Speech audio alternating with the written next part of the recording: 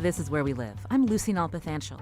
Summer starts in just a few weeks, and that means efforts are underway by communities to connect kids in need with free meals. Coming up, we'll hear more and find out whether cuts in Washington will impact the seasonal program. But first, summer is the season when obsession about body image takes hold.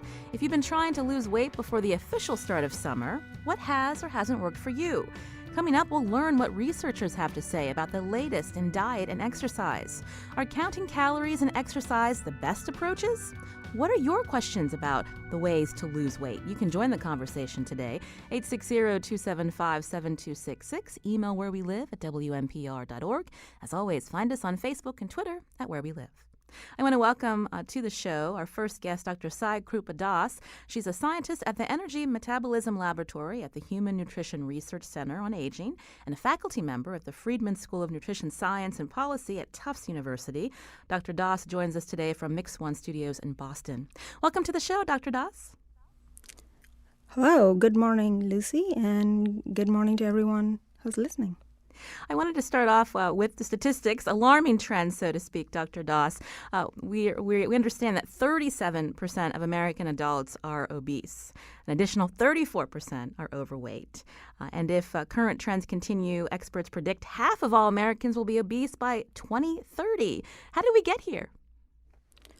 That's right. That's the current statistics as predicted by health experts from all the data that's been gathered nationally.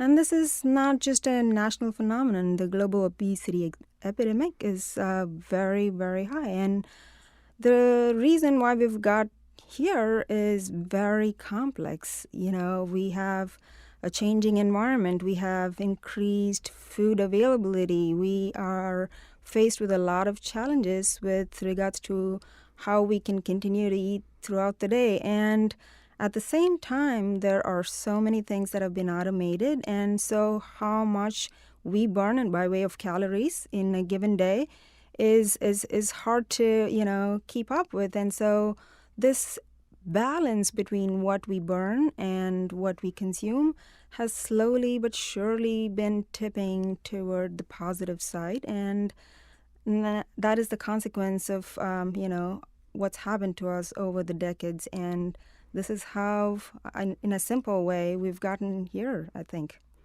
When we talk about obesity, can you explain that term to us versus when we say someone is overweight, rather? Right. And to define the two states, that is, individuals with overweight and individuals with obesity, we use what's called the body mass index.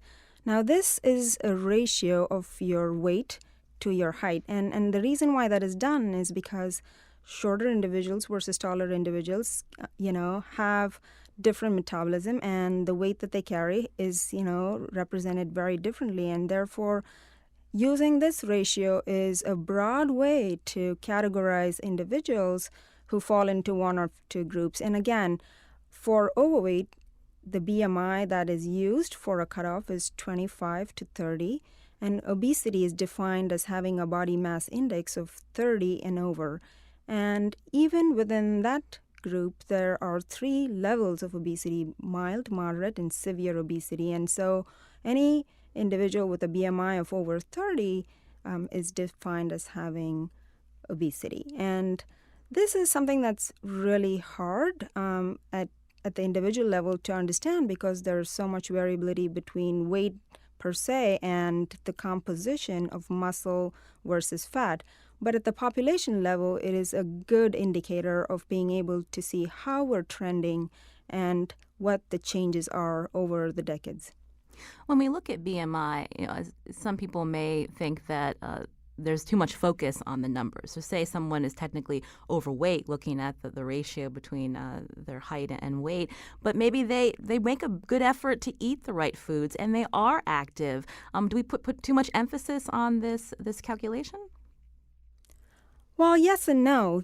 If you're looking at someone who has a BMI of 26, which is technically classified as having overweight, then perhaps there is definitely a gray zone, and we need to look at it at the individual level and see if their body composition, like I said, is comprised of more muscle, and therefore they are classified at that BMI category. But if you're looking, like I said, at the population level, if someone is at the BMI of 40, there is not too much of a debate or a gray zone there in sort of being safely being able to say that they are, a person with overweight and obesity. So I think that, the actual numbers do help us at the population level. And like I said, at the individual level, there is some amount of, individual body composition and other factors that need to be taken into consideration. We always joke that, Arnold Schwarzenegger, for example, who, is a bodybuilder, at that time that is, I'm not sure where he's trending right now, but, is someone with a BMI of 44 and, he clearly is a misclassification, if you will. So again, we should not take individuals, individual cases such as him, to be the case for the population. And I think we definitely have to look at this as an indicator at, the group level and not at the individual level. I wanted to bring into the conversation Dr. Marlene Schwartz, director of the Rudd Center for Obesity and Food Policy here at UConn. Welcome to the show, Marlene. Great to be here. When you look at the obesity trends, who are we talking about in this country? Well, it's interesting. It isn't evenly distributed throughout the population. There are definitely groups of Americans who are at higher risk of being overweight or obese, and those tend to be individuals who are lower income. There's also disparities in terms of race and ethnicity, with African American youth and Hispanic youth at higher risk of obesity than their white counterparts. Now, I mentioned you're director at the Rudd Center for Obesity and Food Policy. At least in recent decades, a lot of attention on health of Americans because of the obesity epidemic, so to speak. Lots of fads out there, lots of different diets that have come and gone. Why are we still at this place where the numbers don't seem to be declining? Well, I think that it's really hard when you put all the responsibility on the individual to make changes. We really feel strongly that the environment needs to change. I think, as was mentioned earlier, I think most professionals in this field would agree that the reason we have an obesity epidemic now isn't because individuals sort of as a class suddenly got lazy or decided that they didn't want to eat well. It's because our environment changed, particularly our food environment. So at the Rudd Center, we really study policies that are designed to improve the nutrition environment, particularly for children. So the idea is not that you need to convince people or educate people so they can make a healthy choice when faced with a lot of difficult choices, but rather that you just make it easy for people to make the healthy choice because all of the options around them are healthy. One of the reasons we wanted to have this conversation, really interesting research published in an article written in the Scientific American, Dr. Doss, one of the co-authors. The title is Want to Lose Weight, What You Need to Know About Eating and Exercise. And it actually will contradict or conflict with some of the age-old wisdom, where it's as simple as maintaining how many calories you eat versus how many calories you're burning in terms of exercise. Dr. Doss, I wanted to go back to you to tell us a little bit more about that research and what might be surprising to some. We've struggled with this basic concept, and one of the reasons why we wrote this article in the Scientific American was to clarify that at the very basic level, burning more calories than we consume or eating less than what we burn is required in order for us to be able to lose weight. We've seen this all the time in folks who follow weight loss plans close to 100%.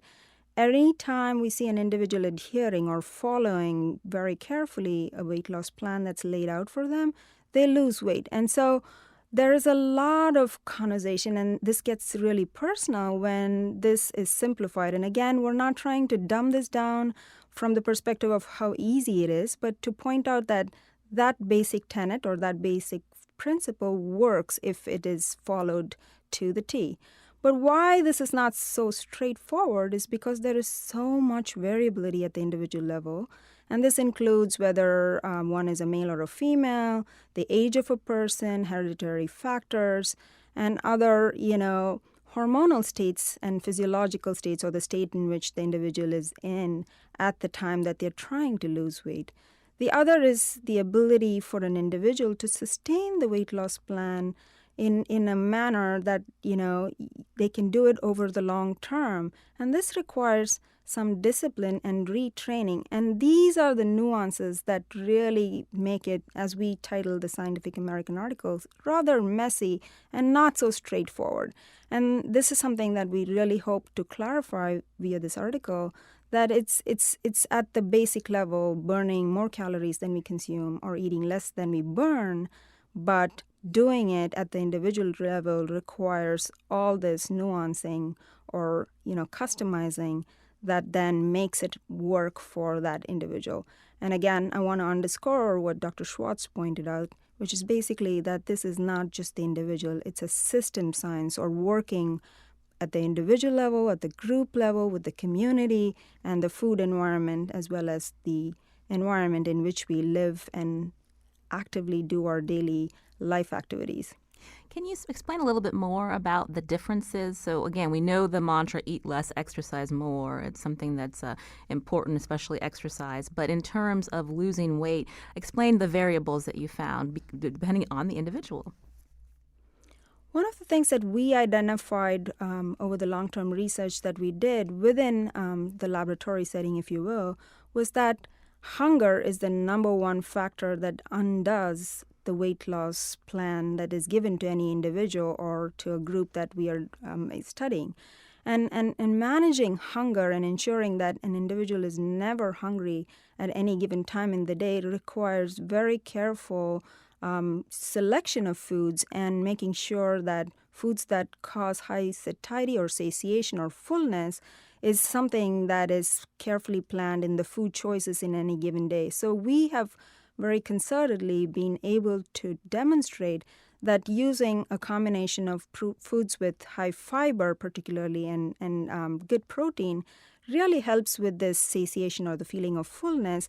And most often we've found participants in our research studies not be able to finish the food that was given to them. And this is, remember, a weight loss study that they were participating in. So reduction in calories is a natural part of the plan. And not being able to eat the food that was provided is such a mystery to most people. But this is what our participants in the research were saying, that they couldn't finish the food. And the reason why is because we helped them with menus and weight loss plans containing foods that had high fiber and high protein.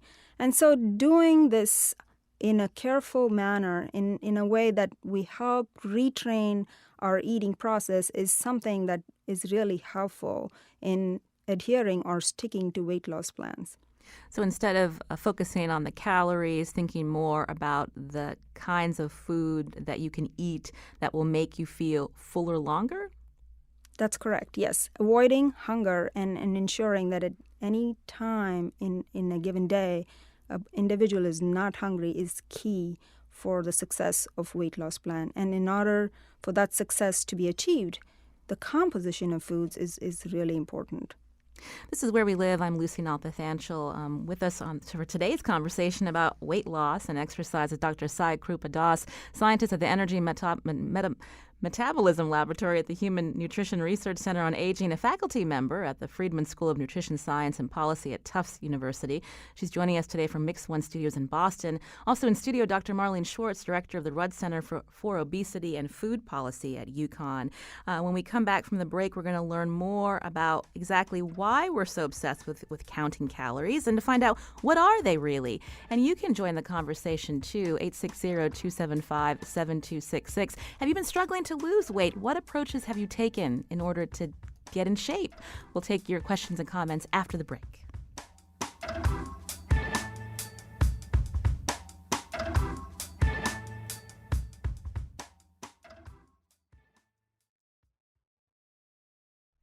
This is Where We Live. I'm Lucy Nalpathanchil. Counting calories can become an addiction if you're trying to lose weight, but what are you counting really? Is it as simple as calories in, calories out? Today we're talking about the latest research into diet and exercise, and you can join the conversation too, 860-275-7266.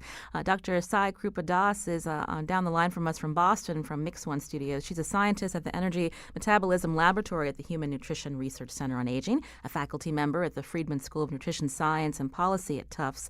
Also in studio, Dr. Marlene Schwartz, director of the Rudd Center for Obesity and Food Policy at UConn. I wanted to get back into the calorie conversation, Dr. Das. How many calories does the average person need to function on a daily basis? Again, studies have shown that on average, individuals need about 2,000 calories if you're a female, and if you're a male, you need about 2,500 calories on average to be able to clearly and effectively go about activities of daily living and also have all of the bodily functions maintained and to be living healthily and effectively. So we really don't need too many calories. There's a lot of conversation about perhaps we have moved away from, the hunter-gathering days, and therefore, if we really did live like the Paleolithic man, that we would need more calories. But studies have shown that's not quite the case. And again, I want to point out that these are the average caloric requirements for an average person, and this does not include folks who are highly athletic or have, other specific lifestyle and other situations that would require a greater number of calories. But on average, this is what research has shown that humans need for daily living and effective functioning. I wanted to go back to what you said in the article you wrote for Scientific American. You talk about how researchers have shown that indigenous populations who were very active lifestyles really were needing the same calories that we need today. So there's that misconception that Americans are lazy, we eat too much, we don't need to be eating as much, but it's not necessarily the case when you're talking about the calorie intake. Exactly. So we have gone back, not we specifically, but, researchers have gone back to examine precisely, the lifestyle and the caloric requirements. And there are studies in the Hazda population in northern Tanzania, and they require about, again, 2,600 calories on average per day for their activities, which is considered really highly active, by normal standards. And these populations, the Yakut of Siberia, the Hazda in Tanzania, and others who really have, pastoral and hunter-gatherer-like lifestyles, including the Aymara and the Andean, they did not require more than 20 to 2,500 calories or less than 3,000 in any case.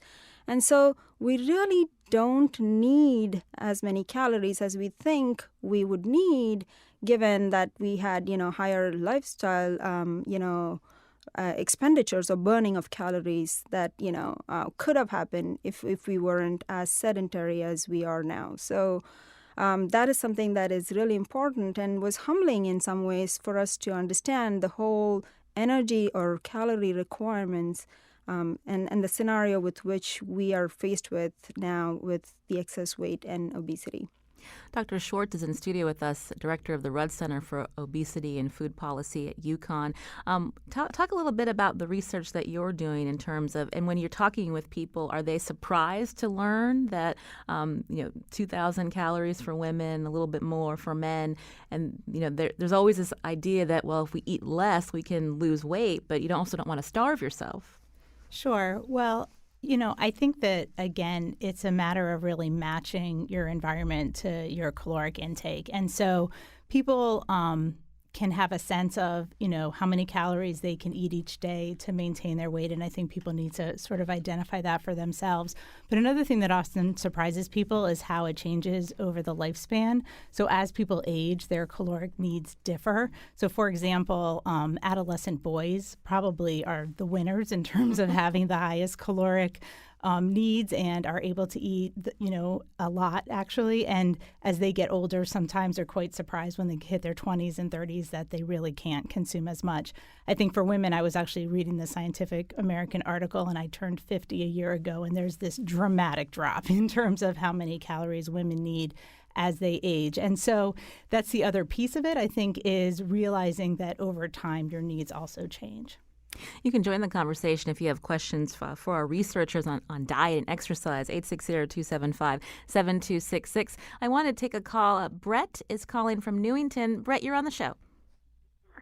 Hello. I have a question as to why so many educated nutritionists still use BMI. BMI is like, if the equation doesn't apply to every single one, you cannot apply any of the results to a whole group like society.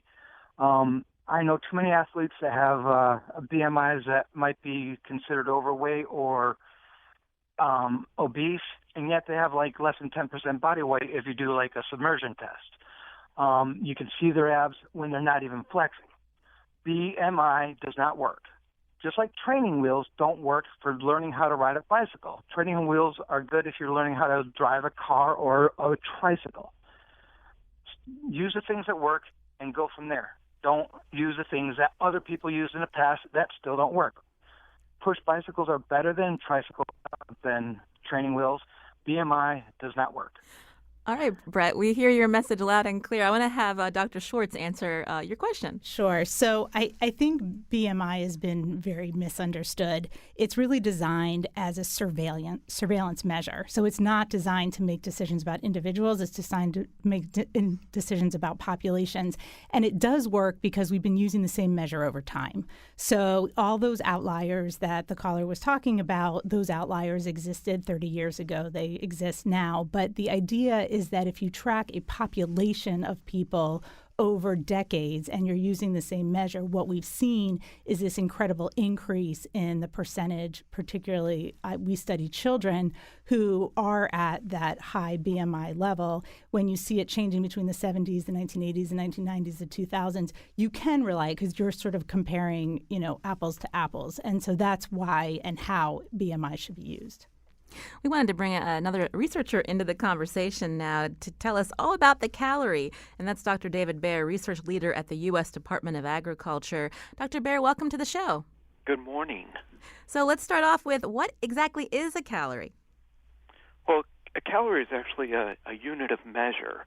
It's a unit of measure of energy, and we can measure energy. We can, just like we measure temperature, we can have temperature in degrees Fahrenheit or degrees Celsius. We can measure energy, and we quantify it with the unit of calorie. Some countries in the scientific literature, we use a different unit. We use joules. So calories, from a scientific perspective, is a unit of measure for energy. And I know we only have so much time, but can you kind of explain to us in basic terms how calories are actually measured? Sure. Well, I mean, if we're looking at the calories in a food, we take one approach. If we're trying to measure how many calories somebody is metabolizing, how many calories somebody is burning, we use different methods. A lot of the focus and a lot of our interest is on the calories in food, and the system for labeling our food with the calories, like the calories you see on the food label today, it's actually based on an approach that was developed in the 1800s, initially by scientists in Europe, and then work continued here in the United States with a scientist whose name was Wilbur O. Atwater. And basically what we see on the food label today is the calories that are available to the body for work. So it's really the metabolizable energy of a food, and it accounts for incomplete digestion of a food. So energy that we can't extract from the food, it's lost in our feces. I wanted to go back to Dr. Doss out of Tufts in Boston. Dr. Baer mentioned Wilbur Olin Atwater. Tell us more about him, because I believe he began his research here in Storrs, Connecticut.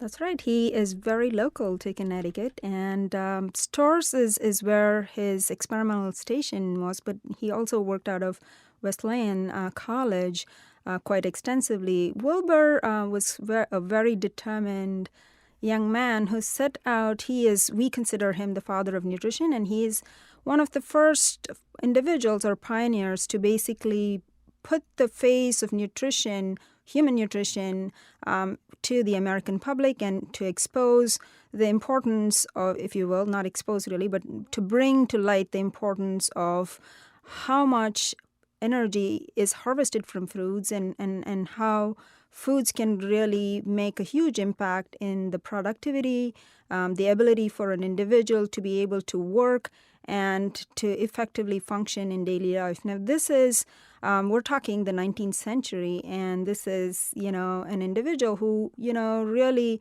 was part of the society, American society during the Civil War, and really what we were looking at that time is how can we effectively get the workforce to be able to do all the kinds of work that needs to be done and stretch the food dollar, if you will, to the best, to get the best bang, if you will, for the buck that was spent on food. So Wilbur, in a very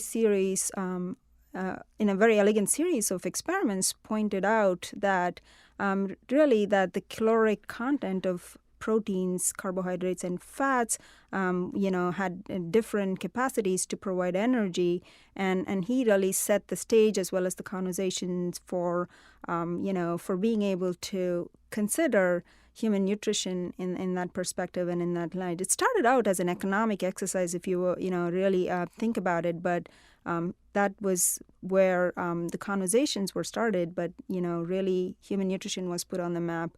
And yeah, he did all this in Connecticut, both at Storrs and at Wesleyan, and really pursued the science of human nutrition till the end of his life. And so we're very grateful for all his contributions. And the fact that we're talking about him, in this century is a testimony to his ability and his greatness. We were talking earlier about it really matters individual to individual in terms of getting the right weight loss plan. Dr. David Baer out of the USDA, you had some interesting research all about how many calories are actually extracted, how that varies from person to person. Can you talk about that? Sure. So we did a number of studies with tree nuts looking at how many calories there are in a serving of nuts. And as Dr. Dasa said, Atwater did amazing research in the early 1900s and developed a system that we still use today. But there's been very little research looking at how accurate are some of these numbers. Probably for a lot of the foods in our food supply, the numbers that Atwater developed work pretty well. We had some interest in tree nuts and devised a way that we could measure the calorie content of nuts when they're fed as part of a regular diet. What we found was that the energy value for some nuts is somewhere between 20 and 25% lower than what's on the food label, and that there is variability among individuals, probably related to how well they chew the nuts before they swallow them. That's interesting. So the variability is different. So if you're looking at a label and saying a handful of almonds that I'm eating is going to give me this many calories, but that's dependent on how well someone's actually chewing their food? That's right. And on average, for the studies we did, that difference was about 20 to 25% fewer calories. But among the people that we studied, there was a range. So some people got fewer than 20%. Some people got more than 20%. Now, when we're looking at the processed food that's so often in our diets, so say the breakfast bar, if two different people are eating that breakfast bar, they're probably getting the same caloric intake because of the way it's been processed? It might depend on what's in that bar. It might depend on the fiber, the type of fiber and the amount of fiber. And also some of the breakfast bars and things have nuts in them. So again, it might depend to some degree on how people chew their food. And what about with whole grains, oats, and high fiber cereals? This is something that is harder to digest. So in terms of the calorie intake that people are getting when they eat those items? That's a good question. There's been little research recently looking at energy value of whole grains. It's something that we're interested in continuing our research on, to look at whole grains and also beans and legumes and pulses. Because of that fiber content, the energy value is probably a little bit lower, and there's probably going to be variability among people depending on how they chew, maybe on how they ferment those foods because the fiber is fermented. Depending on those sorts of digestive processes, there's probably going to be some variability among people as to how many calories they'll be able to get out of those higher fiber plant foods. Today we're talking about diet and exercise on Where We Live. On the phone with us, Dr. David Baer, research leader at the U.S. Department of Agriculture. Another researcher from Tufts on the line too, Dr. Sai Krupa Das, and Dr. Marlene Schwartz from UConn's Rudd Center for Obesity and Food Policy. You can join the conversation 860-275-7266. Dr. Baer, when we look at food labels, oftentimes people are just looking again at the number. You mentioned nuts. Again, we hear that that's good. We should be eating more nuts like almonds and others, but because of the high calorie content, people may avoid these foods. Is that something that you're finding in your research? Well, when we talk with people, there's certainly a segment of the population that are calorie conscious, that look at the food labels, and if they see that a food like nuts, almonds, walnuts, and other nuts are high in calories, they might avoid choosing that as a snack or as part of their diet. Nuts are a really good source or an excellent source of a lot of key nutrients, and what we would hope is that people wouldn't just focus on that calorie label that's on the food today because it might not be accurate, and perhaps avoid consuming some of these foods that are nutrient dense because of fear of the calorie. Dr. Das, I wanted to turn back to you because we're talking about, again, obsession over calories. We're learning from Dr. Baer's research that depending on the way food is chewed, sometimes the calories can vary from person to person. And with all that in mind, should we be paying attention to something else on the food label, maybe the fat content of a certain food? I think all, of food composition is really important. And I just want to go back to this issue of, whole grains and oats versus almonds. I think what we need to help our listeners understand is that if you're looking, say, at 100-calorie snack pack, right? You're looking at two snack packs. One perhaps that's pure pretzels and the other that's, a 100-calorie pack of almonds. The amount of calories that's available, say, from the almond pack would eventually, after it's digested and processed within the body, is probably going to be slightly lesser than what you would get from a pack of pretzels. So it is making these kinds of choices that's really important. And we shouldn't sort of confuse that with, saying that not all calories are equal. No, at the end of the day, if your body is looking at 10 calories, your body is going to utilize the 10 calories in the same way, and no matter what. But how this varies from the foods that you're consuming is really the key. And therefore, that goes back to the choices we make. And we're learning a lot now about this kind of variability in the types of food sources that could actually be contributing calorically to our body's energy needs. And we did a study recently with whole grains and oats, and for two diets that were exactly similar in the caloric content, but differed in the composition, which is basically with greater number of whole grains, oats, and high fiber, we found that, the individual that was getting these calories actually had the net calories or the final calories that were available to the body was lower than what was being provided. And this was because some of those calories were lost via the fiber in the feces, as was pointed out earlier. And, so ultimately the available calories, because of the food form or the type of food that the person was consuming, was actually way lower than what the label really stated. So these are important things that, would help us at the individual level with making choices and regulating our food environment and then how we go about trying to achieve weight regulation or weight loss maintenance. I want to take some calls now. Sarah is calling from New Britain. Sarah, you're on the show. Hi. Yeah, I'm calling in because, like many people, I've struggled with my weight throughout my life, and I've unfortunately had eating disorders as a result of, my struggles. But if there's one thing that, disturbs me a lot as someone who's lost 50 pounds twice because I regained it the first time. It's that I'm very disturbed by this whole movement that you see in different ways of cutting out a given food group. So you cut out carbs, you cut out fat, or what have you, and that's just, it's not realistic, and it leads to failure because there's only so long you can go with never having pasta again or never having pizza again. And we live in a world of temptation. That's the way it is, and people need to learn how to live their lives with having cake on occasion or having a slice of pizza or two or even three, and, not never eating it again, because at the end of the day, you're going to eat pizza and you can't forever, forsake it. Well, Sarah, thank you for your comments. I'll go to Dr. Schwartz from the Rudd Center for Obesity and Food Policy.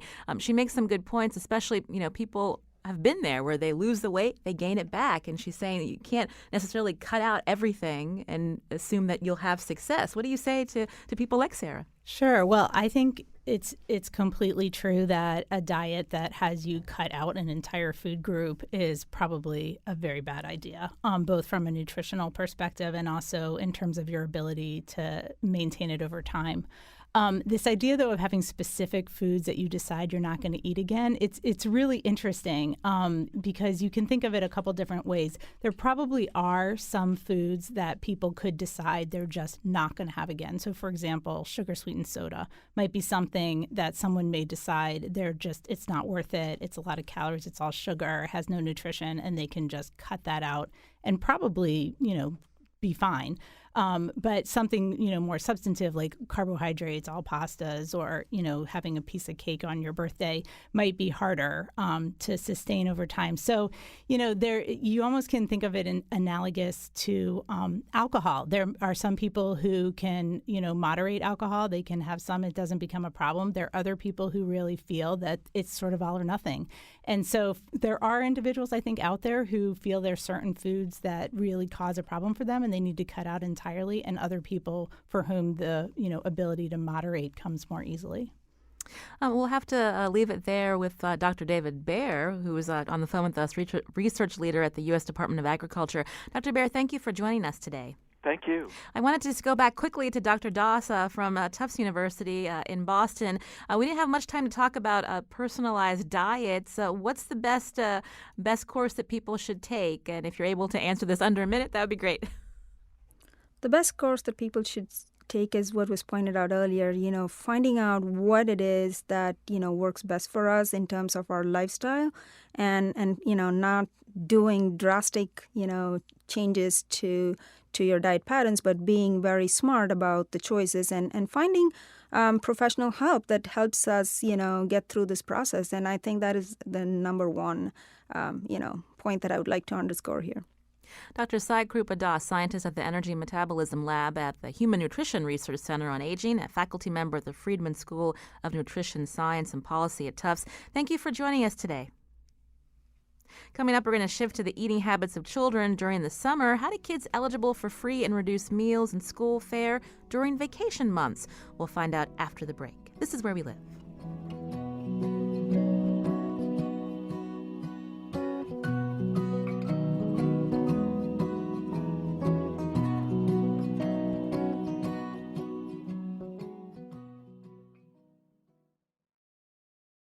This is Where We Live. I'm Lucy Nalpathanchel. Coming up Thursday, we'll preview the Senate hearing and the much-anticipated testimony of former FBI Director James Comey. That's coming up Thursday. Now, summer officially starts in a couple of weeks. That means the end of the school year. But what happens to the kids who receive free meals during the school year? And how does that impact their health over the next 3 months? To help answer our questions, again in studio with us, Dr. Marlene Schwartz, Director of the Rudd Center for Obesity and Food Policy at UConn. And joining the conversation, Shannon Yearwood, Chief Strategy Officer with End Hunger Connecticut. Shannon, welcome back to the show. Thank you so much. I wanted to start with Marlene. We understand children are more likely to put on weight during the summer. Why is that? Yeah, so this was really surprising when this research first came out, showing that kids' weight trajectory was steeper during the summer than during the school year. One reason may be that the structure of the school meals is really helpful for children in that kids are getting breakfast and lunch every day. And certainly more true now than ever, but it's always been the case that school meals have had nutrition standards. So the quality of the food that kids were getting at breakfast and lunch is probably better than what was available during the summer for a lot of children. So that's another reason. In addition, kids probably watch more TV during the summer. They're exposed to more marketing. And, they unfortunately may not, even though you think of summer as being outside running around, a lot of kids may end up really being inside, and therefore it's not as healthy of a time for them. I mentioned Shannon's here from End Hunger Connecticut. When we talk about children that are accessing free meals during the school year, how much of a percentage are we talking about? So we're really talking about over the course of the summer for the kids that we're able to reach with the free reduced meals during the school year. Nationally, we're only reaching 1 in 6 kids. In Connecticut, we're doing slightly better, and we're actually reaching 1 out of 4 kids. There's a lot of opportunity and room to grow with that. Summer does have its particular challenges with access, awareness, transportation, and as Marlene said, a lot of kids are at home because they're, especially if they're with families who have low incomes, they may not be able to provide enrichment activities for the kids, like a camp where you may have to pay for a program fee. So the summer meals programs really provide an opportunity, not just for nutrition, but also for activities for the kids. So in summer meals, traditionally they're at community health centers or community centers, at libraries. I mean, where do they get these free meals? Yes, all of the above. So there in Connecticut in 2016, there were 708 locations that kids could go to. We've seen a huge increase in those number of locations. It could be at schools, you could have it at libraries, as you mentioned, all of the areas you mentioned, plus parks, pools, really, YMCAs, Boys and Girls Clubs, really anywhere where there's a location where it's eligible for kids. We highly encourage providers of these programs to find where kids are already gathering and where activities are already taking place, because it's much easier to make sure that kids have access in those known areas. There's usually some site supervision where we're knowing that the kids are going to be safe, they're going to be supervised, they're going to have adults nearby, and they're going to have nutritious food that is provided to them in a predictable way through a trusted and reliable source, such as the school system, a community-based organization, or a government program, or, like I said, the schools. And when we talk about these programs, primarily funded through the federal government, and if that's the case, what's the future hold for these programs? Sure. So I think that's a question we always have to ask ourselves, and as advocates, we have to do a good job of making sure that all of the folks who make decisions on these programs are aware of how impactful they are on the ground and how meaningful they are to the kids and the families that are accessing them. So I lost track of your question. I was just curious about how these programs are funded. USDA. I'm sorry. So at the federal level, these programs are funded through the USDA, and then they are administered at the state level through the State Department of Education. And then from there, the local organizations like summer school, or like schools, and community-based nonprofits and government municipalities and camps can take advantage of those programs to be able to provide the food at the locations like the camps and the schools and libraries that we spoke about.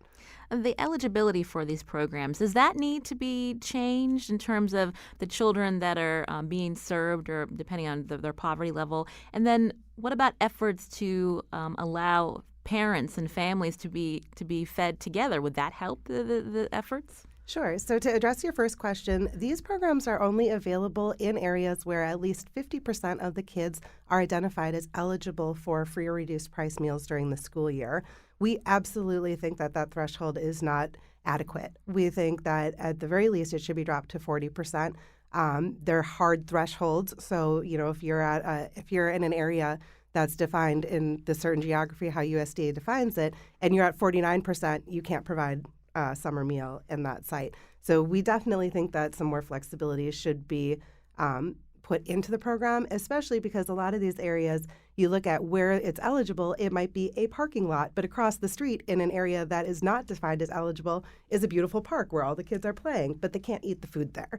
And so it's these hard rules on it, I think, make it a really big challenge to make sure that kids do have that safe, reliable place to have that nutritious meal. And I keep losing track of lost track of your second question there. When we You talk need more about caffeine. eligibility, and again, depending on the threshold, if there are government programs and there's only so much money, but you want to be able to feed, the parents or others in the family, is there more of an effort now to rely on private donors or other ways to sponsor these meals so that these families can eat together during the summer? Sure. So just to address your other question, too, on eligibility, when kids show up to these sites, because they're only available in areas that are eligible for these meals, they do not have to show ID or proof of income. They just show up and they're offered a meal. They have to be 18 and younger, as you mentioned, and absolutely having the ability to feed parents or feed full families helps increase participation, helps the kids actually access that nutritious meals. Because these programs, the way that they're administered, are administered in a way to really mimic how school meals are administered, they are only available to kids 18 and younger. There are a lot of efforts to be able to get private funds to provide those parent meals, and you would be surprised at how low of a cost it actually is to provide meals to parents and how impactful it can be on participation. It can be awkward for parents to come to the sites and have their kids eat, and they're kind of hanging around, not really sure what to do with themselves. And on the flip side, it's really tough for the kids who are very well aware that their parents may not have eaten that day too, and they're eating in front of their parents who they know probably are hungry. And there's pretty strict rules around the food is for the kids, so they can't even, give the parent that apple that they may not want to eat. So it is important that we take this into consideration, but currently the government program through Summer Meals doesn't allow for federal funds to be spent in that way, but private funds are absolutely usable for that.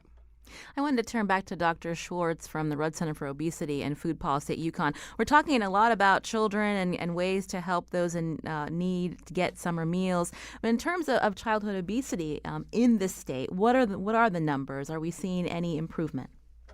Well, the numbers in Connecticut are a little bit better than the national average overall. But what I think is important to realize about Connecticut is that we also have these tremendous disparities. So there are parts of the state where the rates of childhood obesity are really quite alarming, and then other parts where the higher income communities where the rates of obesity tend to be lower. So I think it really gets back to the importance, as Shannon was saying, of children having access to reliable, healthy food, and for the whole family to be able to count on that. And I think that there's some really sort of interesting theories to try to understand why there's this overlap between children who are food insecure and are also obese, because it seems kind of contradictory. But I think it has to do with both eating lower quality food that's really less expensive because it's all you can afford and it isn't that healthy, and also that unreliability that I think most people who've ever been on a diet can understand, where if you're super, super hungry, it's very hard to regulate when you do finally have the opportunity to eat something. I wanted to take a quick call. Monica's calling from Middletown. Monica, we have under a minute, but I understand in Middletown there is an effort to find private sponsors. Can you tell us quickly? Yeah, so we had a great change in sponsors ago. We went from serving just 1,000 meals in the summer to serving almost 25,000 meals in the summer, and so that local person really makes a big difference, and having the community behind them to make sure that information is getting out and that connections to the camps, as Shannon was saying, where kids are already playing, where the area might be eligible, and also encouraging park and rec departments to open up camps in areas that are eligible. We have a lot of families who maybe don't qualify for free and reduced price meals, but still don't make enough money to make ends meet. And so having that meal either at school or at their summer camp program really makes a difference, as Marlene said, in reliability for kids. Well, thank you, Monica. And sorry we were able to take you a little bit earlier in the show, but we appreciate your comments and good to hear what's happening in Middletown. I want to thank Shannon Yearwood, Chief Strategy Officer with End Hunger Connecticut, for joining us. Thank you, Shannon. Absolutely. And also Dr. Marlene Schwartz, Director of the Rudd Center for Obesity and Food Policy at UConn. Thank you so much for your time. Absolutely. Lydia Brown produced today's show. I'm Lucy Nalpathanchel. Thanks to technical producer Kyone Wolf. And as always, thanks for listening.